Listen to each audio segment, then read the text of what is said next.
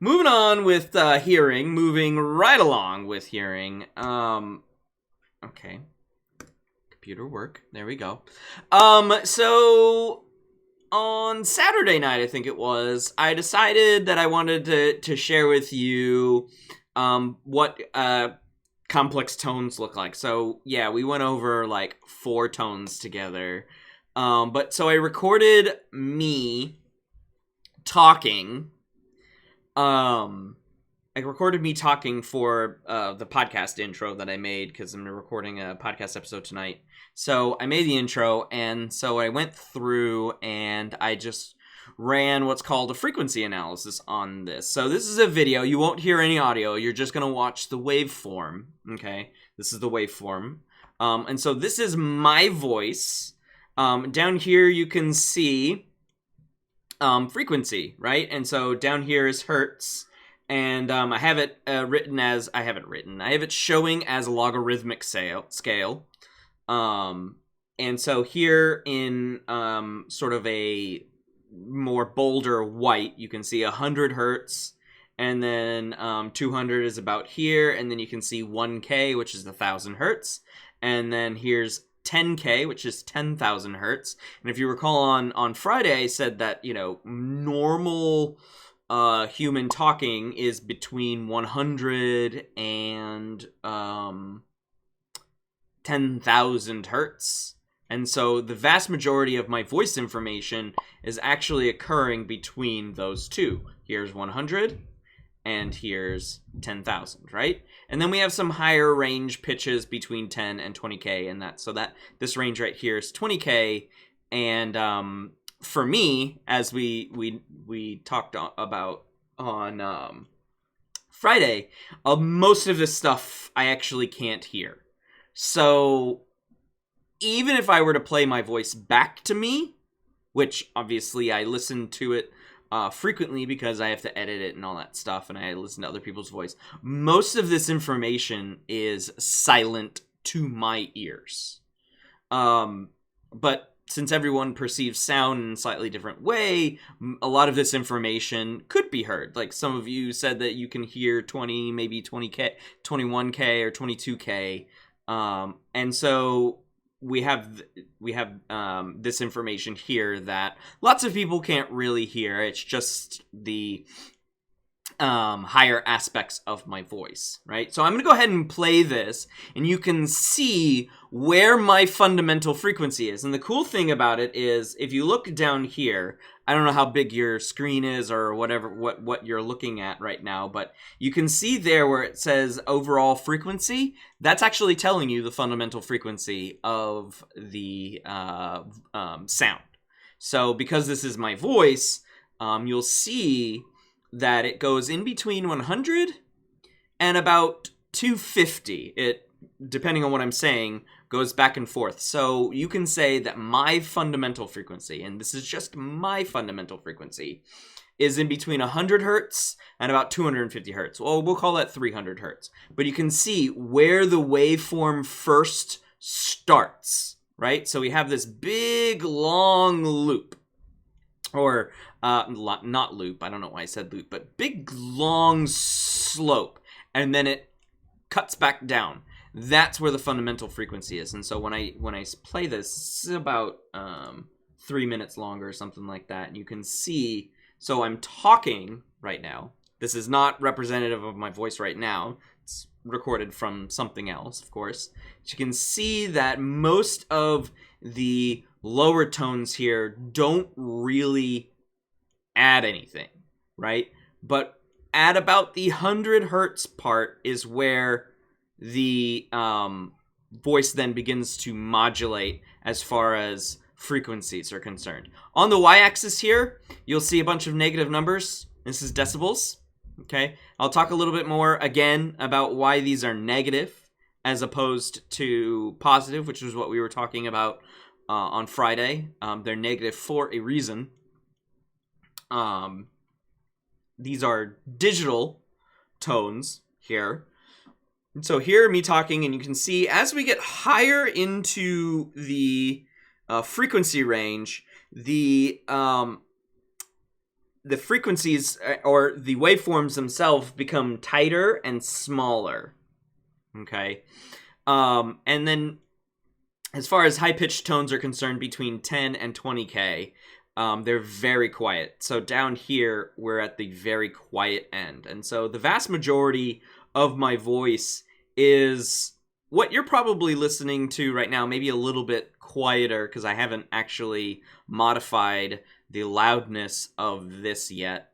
But that's how fundamental frequencies work. I really wanted to show you this because I saw a video, because I learn about this stuff too, and I saw a video of these two guys talking about basic sound basics, and they had this overlay. They had the frequency analysis overlay while they were talking.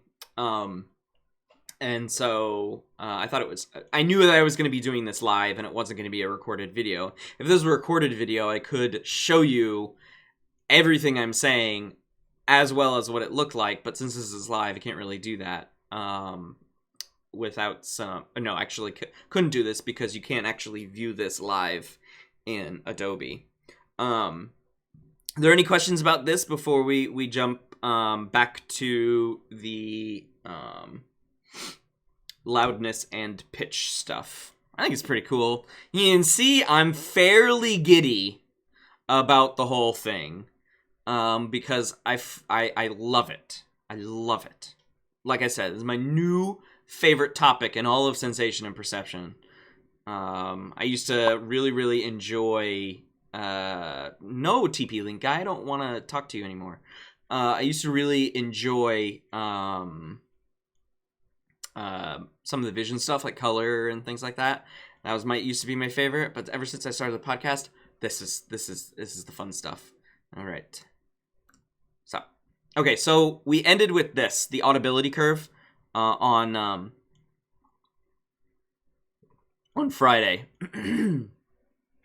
Cammy, welcome. Yeah, I think Twitch Twitch was having some issues today. At the right amount, the exact right time, right? So we were looking at the audibility curve, and we were these curves plot intensity, which is measured in decibels, so how loud something is, and perceived loudness, which is on the y-axis, and that is essentially a logarithmic scale of what loudness is. And what it's trying to show you is that if you make changes to this curve, because it's mostly a linear curve, but if you make changes to this curve, between 2 and 4,000 hertz is what we are most sensitive to. So again, I'm sorry, you're going to hear a lot about podcasting right now. So one of the things that makes a podcast sound better is if you get rid of all of the deep stuff, especially if you have like a really baritone or bass voice. You want to get rid of most of that bass information because a lot of speakers can't really handle that information. So you get rid of those. And sometimes you may want to get rid of the higher end stuff, like over 10K. You just want to get rid of some of that higher pitch stuff. And then you want to accentuate the mids. And 2 to 4,000 hertz in a human voice is mid-range. So you drop the highs and the lows. So you do a high-pass filter and a low-pass filter on an equalizer. And then you... sort of peak it in the middle, and where you peak it depends on the actual voice, if it's a female voice, if it's a male voice, but then you accentuate the mids because we are most sensitive to those mids. So you want a good mid, okay? And this is a series of audibility curves on what is called the auditory response area. And there is the green curve and the blue curve representing our range of hearing, right? So, and then dBs, so that's on frequency on the x-axis, and dB sound pressure level. So this is positive. This is positive sound pressure level. Okay. So that's why dBs are represented here as positive, as opposed to what I'm going to show you next with loudness in digital space. So the blue curve represents where you'll start feeling pain, because your eardrum is going back and forth, as we'll talk about. We'll get to most of the ear stuff today, I think.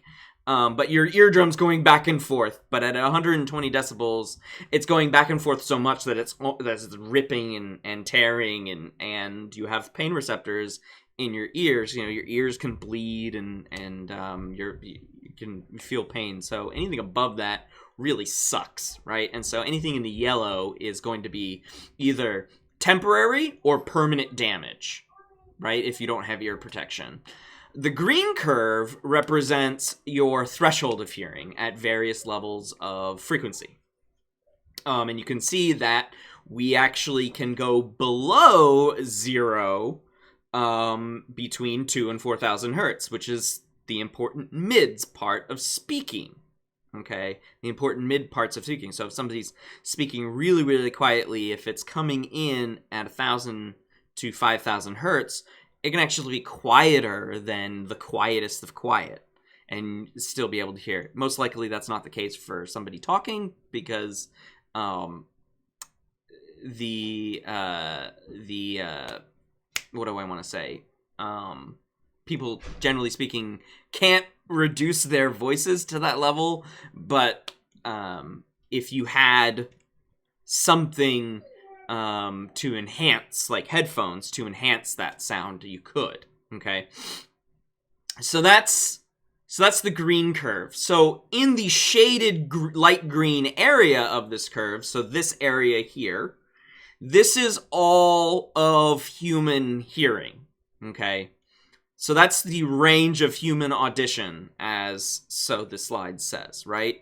And so at low tones, we actually need more sound pressure to hear them. So below 100 hertz, we actually need more amplitude in order to hear it. Okay, and generally speaking, those tones are more pressure, right? We're moving more air, so like deep bass. That's why subwoofers are, that you can't just put like a subwoofer anywhere in the car. You should put it in the back, so it has you can put it in a rack, in a car, I mean. You can put it in a rack. Subwoofers are on the floor. If you have like a home theater system, you put them on the floor because you want to feel this. This is the epitome of sound vibration, right? Whereas higher frequencies, we can hear at lower sound pressure levels, and then in this darker green area, you have conversational speech. So most conversational speech occurs in this, but of course we saw that my fundamental frequency is actually over here. Okay, depending on where we are in this. These two red curves are equal loudness. Are of equal loudness. Okay. Now what does that mean? So what did I write down for this? So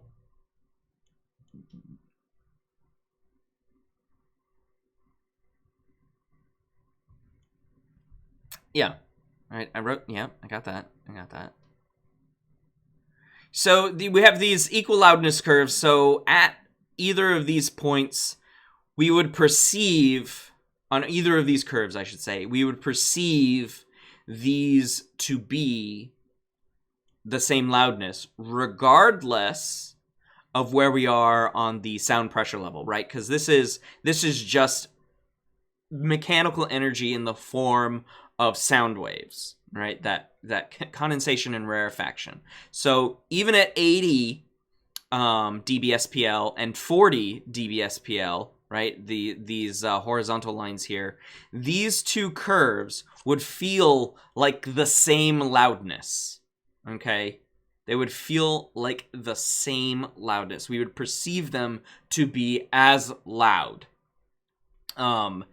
This one here, because it's lower, has a little bit more dip. the 80 curve tends to not dip as much until you get above 5,000 hertz, right? And then it increases. So that's loud. Okay, that's once we're above 5,000 hertz, that's really loud. Whereas this one, the increase happens just a little bit before 5,000, as about right here as opposed to right here.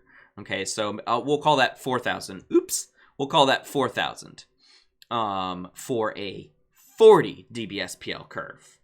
Okay, excuse me. So, and we can compare A to B, B to C, C to D. You know, we can compare A, B, C, Ds to each other, but I think you can tell that if you were listening to something at 40 dBs, but we'll say at 40 or 50 hertz, you wouldn't be able to hear it, right? Point A is unheard until you increase the amount of sound pressure, okay? Till you increase your dBs on that. Whereas C is somebody talking, right?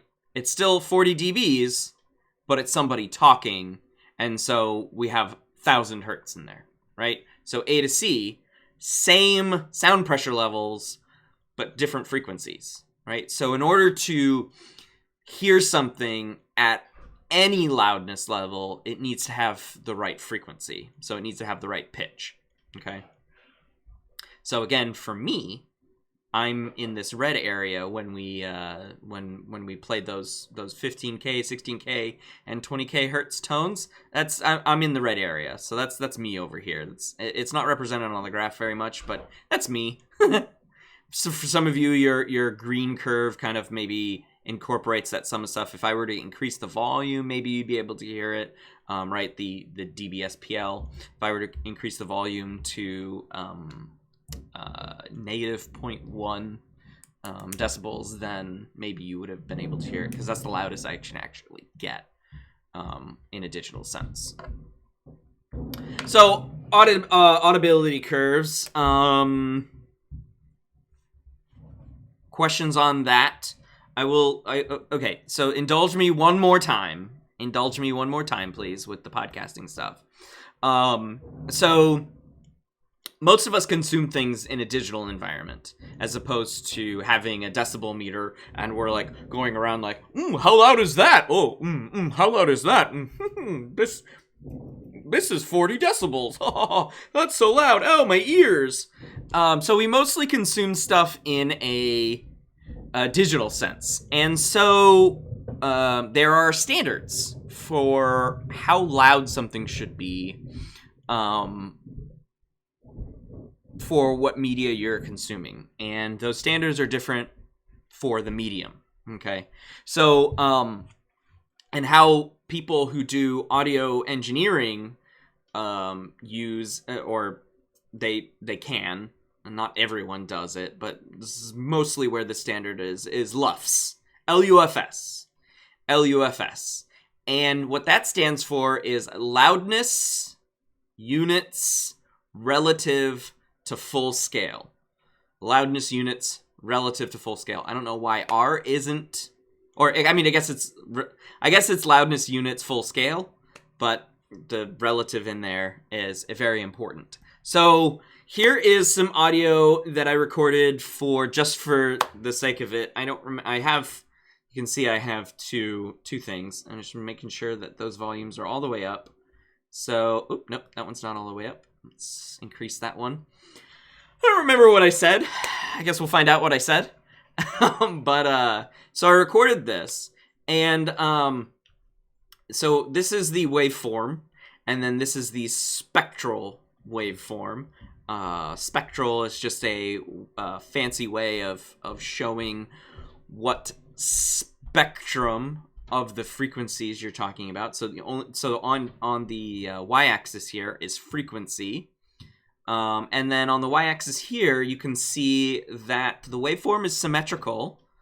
It's stereo because I have two of them. So it's a stereo. And you can see that it has dBs on them, but the dBs are negative. So full scale is 0. So I mentioned on Friday that 0 is arbitrary. And so when we're talking about digital space, 0 is full scale. That's the loudest something can be until it starts clipping. And you're probably familiar with what clipping is. When you make something too loud, when you listen to something too loud, the physical limitations of either the software that you're listening to, but mostly the speakers that you're listening to, the sound will start cutting out and it will clip and make staticky noises, and that's all clipping. Okay, so 0 dBs is the maximum level of sound before clipping occurs. Okay, and so you can see here that here is my 0, where the dB line is 0, and so I could potentially have some clipping here because, I mean, I didn't go through and I didn't edit this. I usually condense it, but this one's actually really bad because, and it's symmetrical around negative infinity, by the way, because negative infinity is silence, is literal digital silence. So I might have some clipping right here because you can't actually see it going on the scale. But for this one, I've modified this in a couple of ways. So, sorry, I didn't mean to play that immediately. That's right, it's Ellie. Ellie is telling me about something. I don't remember what she's telling me. You'll find out now. So what I did was I didn't modify it, and I measured how loud it is, okay? And then I modified it to a stereo standard. So as you get closer to 0, the louder something gets. So you can see here. So I'm going to play it, and then I'll talk about it.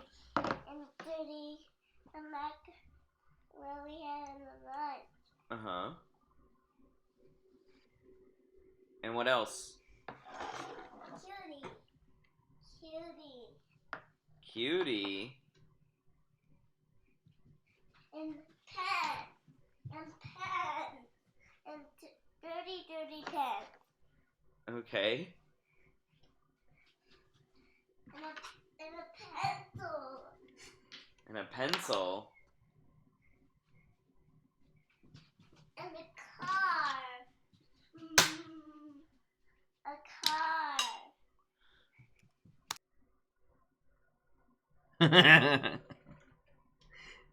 She was just bringing something to me. I was sitting at the dining table and she was just bringing stuff to me, and so that's the story behind that. She was just randomly putting stuff next to me while I was recording her. She didn't know I was recording her. She doesn't know I do this. Never tell her. Because when she's like 18, I can just play this stuff for her and it'll be all a surprise, and she'll be like, oh, why did you record all of this stuff? Oh, something like that. Anyways, so one of the things I can do with audio, which is, so everything you heard was all of this, and that big smack toward the end, that's probably this right here, and that's why it may clip, because it's just a big burst of high frequency noise. You can even see in the spectral frequency that it goes above 10K, that goes above 10,000 hertz. But while it's playing, I can measure how loud it is. So the more negative the number is, the quieter it is. Okay? And so the closer we get to 0, the louder it is. So the integrated loudness of that piece is almost negative 21. Almost negative 21. Your radio standard, so anything anybody produces for radio, AM, FM, tends to be negative 24. Negative 24 LUFS. And so this is a little bit louder than something that could be immediately put onto the radio. It'd have to actually be reduced because it's too loud. Okay, it's too loud for the radio. And then what you do as a listener is turn your volume up, which is basically an amplifier. You turn your volume up to listen to it at a different volume than what it was produced at. Okay, and so. But if I wanted to make this a podcast, if I wanted to turn this into a podcast or another form of internet media, different LUFS standard, different loudness standard, we'd actually be louder because of compression. and being able to share stuff on the internet, I have to compress things. So share things as MP3s because they're smaller in file size, as opposed to sharing things in waveform because they're gigantic. We're talking hundreds of megabytes or even gigabytes, depending on how long the podcast episode is, versus 50 to 70 megabytes for an MP3. And so we compress things. And when you compress things, you lose information.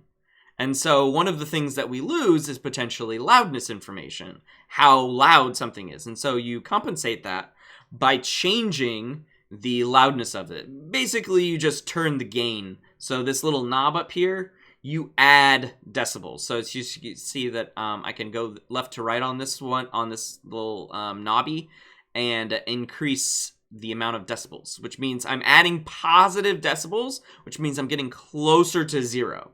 Okay, but again, not being able to go beyond 0 because it's it would be too loud. Okay, you would just, if you decided to make your entire thing louder than 0, or at least at 0, then you would have clipping the entire thing. It would just sound like garbled sound. So here is me making this louder, and it should actually sound louder to you. Okay, so I'm gonna play this again at this level. Okay.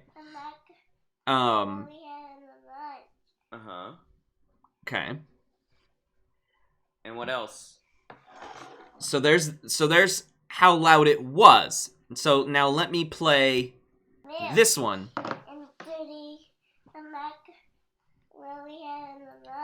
Does it sound louder to you? And what else? Cutie. And pet. It should only be a little. It should only be a little because I'm going from minus 21 to minus 18.5. And a pencil. And a car. A car. Oh, it's clear. Very cool. I didn't do anything to any other quality. I just made it louder. So that's interesting that it was a little clearer. That's cool. Very cool. And so you can see on the radar here, this little radar image, that I've gotten more of the audio is closer to the loudness that I actually want it to be. I was aiming for minus 16 LUFS because that is the stereo standard for internet media, so podcasts. If it was mono, if it was only one track, one channel, left or right, then the standard is minus 19 LUFS. And so you can see that I barely move the dial. But one of the things that it's doing is, see this loudness range? This loudness range is telling me the difference between my loudest peaks and my quietest valleys on the waveform, okay? So you can see that by increasing the gain throughout the track, the audio track, because more of this is louder, right? This is not very loud at all. I've decreased the differences between my peaks and my values. So that's valleys. That's probably why it sounded clearer to some of you. So it was louder, and then some of the quieter bits actually got boosted, right? So that's how we handle making things appropriately loud without clipping and more clear. I mean, it worked. The idea with voices is very important to make things clear, right? You want to be able to hear what people are saying. Does this have any bearing on how you consume your internet media? No, I just think it's fun, and I decided that I wanted to share it with you. So I hope you enjoyed this little segue. Okay. Oh yeah, equal loudness curves. I thought I had those in here, right? So yeah. Yeah, I think I already mentioned this. So if you need to go back to it, this is further explanation. The methodology is playing 1,000 hertz tone, where C is located. C here located. So you play 1,000 hertz tone, and you people were like equal loudness for that same tone at 80 decibels. Okay.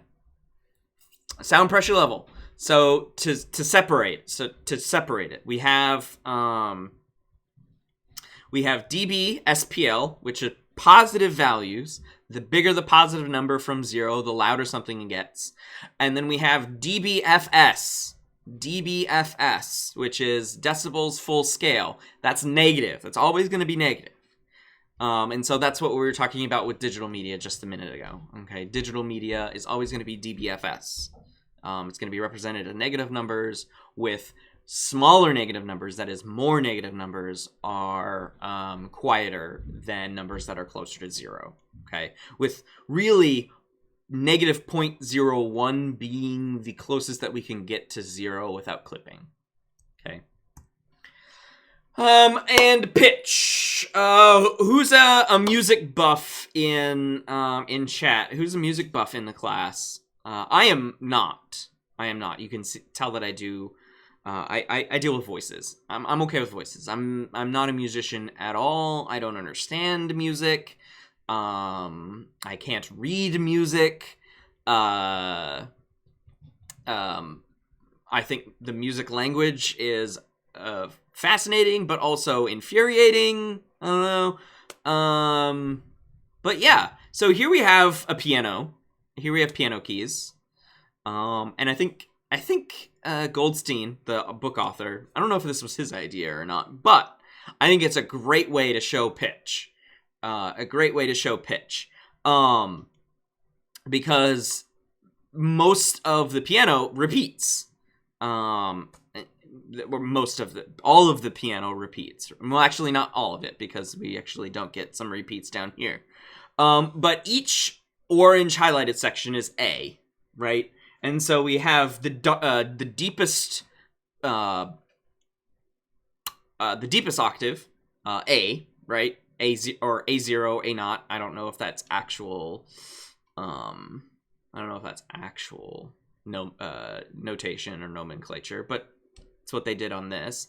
And then we have an octave higher, A1, and then we have another octave higher, A2, and then another octave higher, A3, 4 all the way to A7, and then you get B7 and C8 over there.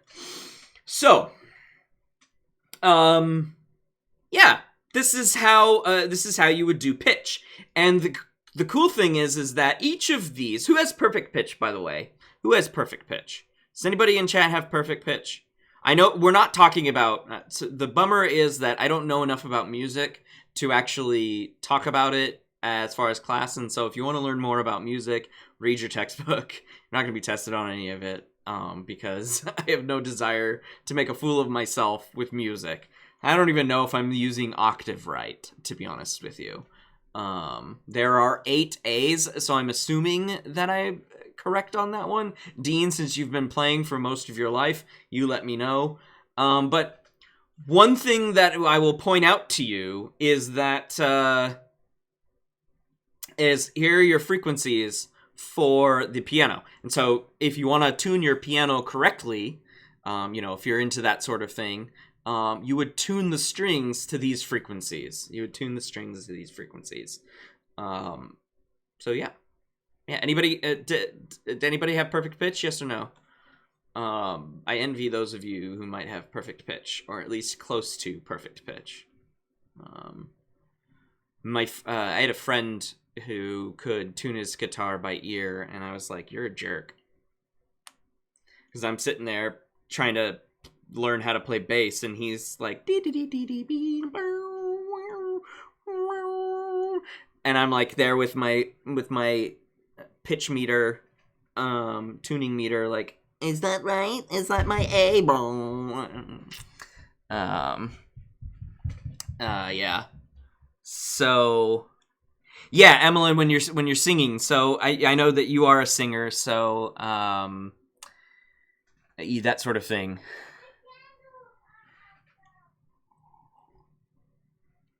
I think that's as far as I'm gonna go with music, but here we have low tones, so that A0 or A0, 27.5 hertz, 27.5 hertz. That's how low the sound is. That's how bass that sound is. Okay, that's good. I do not have a good ear, but, you know, that's good. I mean, for a singer, I would imagine that is appropriate. Oh, shut up, Siri.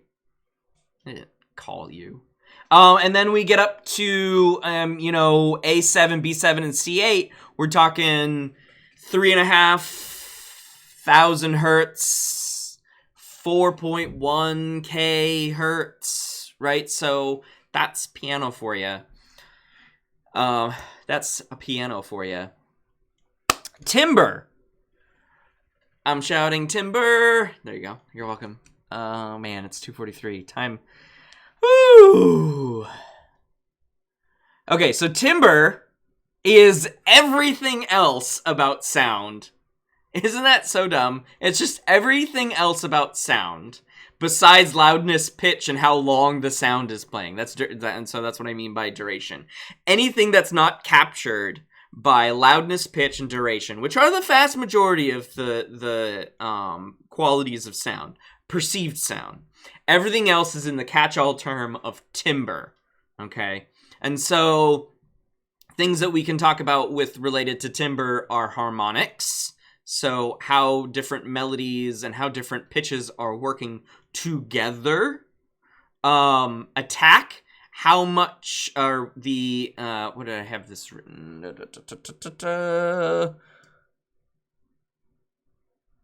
Yeah. So the attack is how quickly the sound starts, and then decay is how quickly the sound ends, right? Does it last for a while? That would be a long decay, and then attack as well. I have a sound here. What did I do? What did I do? I guess we're just gonna listen to something.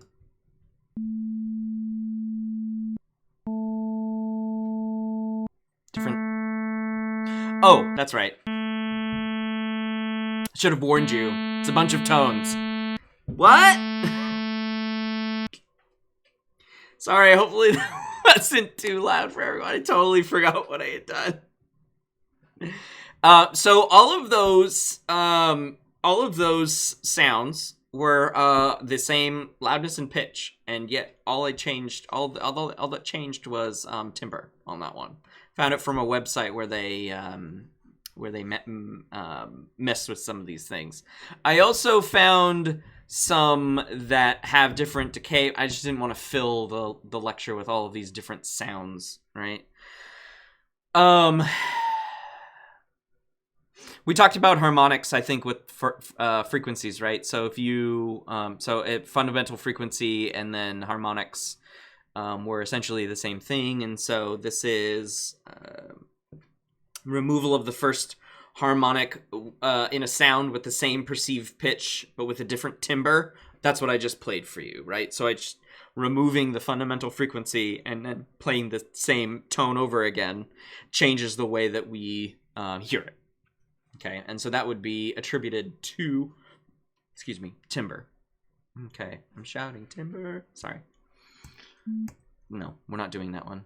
Oh, do I have Oh yeah, here's the Attack of the Tones. The Attack of the Tones. I told myself I was going to make that joke. It's episode 2, Attack of the Tones. Okay.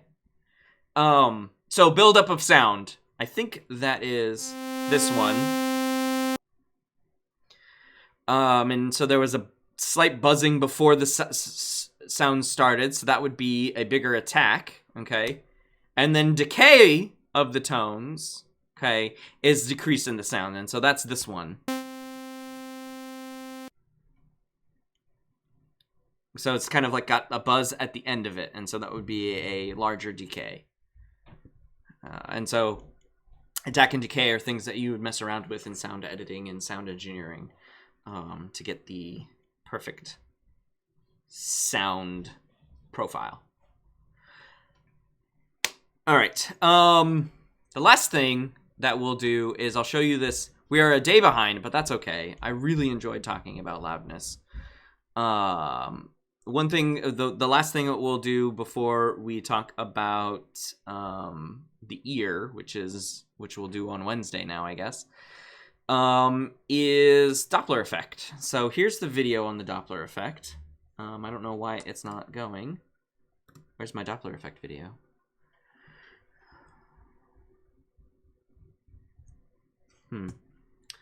Oh, because I need to enable content.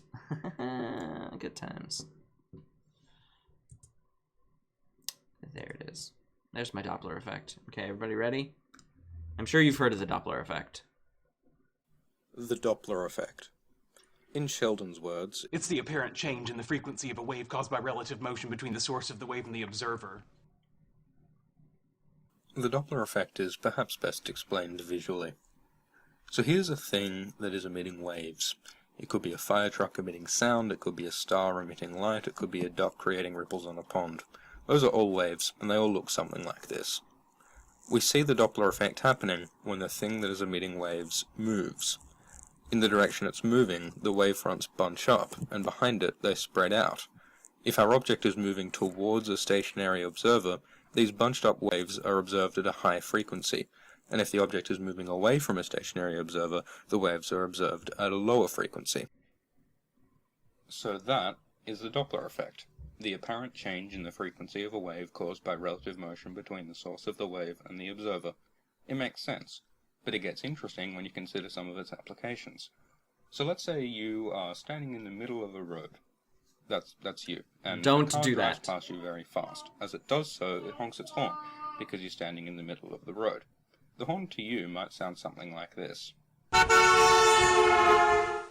So it starts at a high pitch and moves to a lower pitch, even though from the driver's perspective, the horn is playing the same pitch the entire time. So what's going on? As the vehicle's coming towards you, the sound waves that it's emitting bunch up, and so are delivered to you at a higher frequency, which you interpret as a higher pitch, because the frequency of sound waves is pitch. And then when the vehicle passes you and is moving away from you, the sound waves spread out, and so you hear them at a lower frequency, a lower pitch. So that's how the Doppler effect works with sound. It also affects another kind of wave, light. So let's say you look out your observatory and you see a star. Just like the car's sound waves, if the star is moving towards you, even just a little bit, the light waves that it emits will be bunched up, meaning that you see the light at a higher frequency than it actually is. Frequency in sound is pitch, so what does it mean for light? Well, if we look at our handy pocket electromagnetic spectrum chart, we'll see that a small change Hey, you guys know in this. visible light will change its color. Higher frequency light waves means bluer light, and lower frequency light waves means redder light. As This is redshift. called redshift, and it may possibly be and among blue the shift. weirdest and coolest things of all time. This is how we Stars, know the or size anything that you of can the see, universe. change color depending on their relative motion to you. Of course, you can't see this minute difference with your eyes, but astronomers with the right equipment can use this effect to tell whether stars are moving away from or towards Earth. As it turns out, almost everything we can see in the universe is moving away from us very Which is quickly, the main both piece of an important evidence piece of evidence for the Big for the Big Bang. and an indication that the Earth might get very lonely in the distant future. Thanks Unless for it watching this video. explodes or Let me know something. if you got something out of it. Bye. You know, unless the Earth is a hunk of rotting carcass. And we're talking distant future. Or the sun gobbles it up because the sun is expanding. So, you know, lonely, that's relative, right? But yes, everything's moving away from us, and so everything appears redder. That's how we know the size of the universe. That's how we know that the biggest piece of evidence for the Big Bang Theory is this idea of the Doppler effect. It's a very fundamental wave property in all of physics. It's extremely fundamental, and it helps with hearing. And we'll talk a little bit more about it when we talk about location and locating sounds, because that's also very important with like things like echolocation. That's what we're gonna end with today. And so let me know if you have any questions. Email, put them in chat. Another kind of message. Ellie saying goodbye too. And if I don't see some tomorrow, otherwise Wednesday. Bye. Where's my mouse?